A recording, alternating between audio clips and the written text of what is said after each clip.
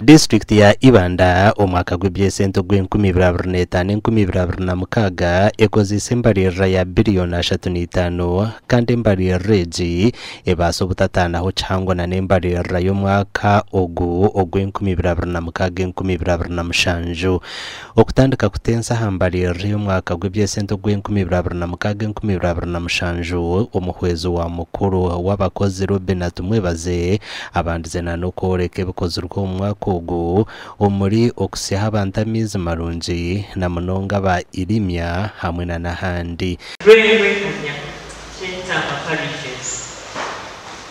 Supply of pipes and fittings made for the construction of Irimya water system. We have 26 public pump stand posts constructed in Irimya and this is at home. Then the rehabilitation of water points Goro, Yamarebe, Chusi, Chijo, sub-county, that is 2 boreholes in Yamarebe. Construction, Chemoro, uses pipe water system. We are providing 207,637,000. Supply of pipes and fittings for Chetama pipe water system. We are providing 220,765,000. Gomoro Road.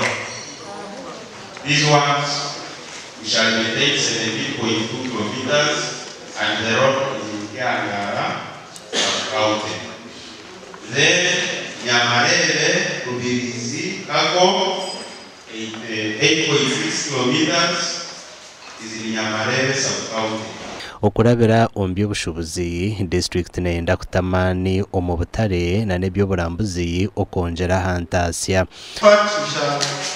We are planning to profile factories in the district, monitor and supervise the factories in the district, under market linkages, planning to profile markets in the whole district, monitor and supervise the markets.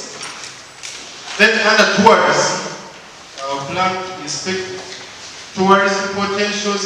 Omukuganira hambali regi abetabire mu borekere ebyetengo byabo omuri okutereza amashomero hamwe na nebyamagara.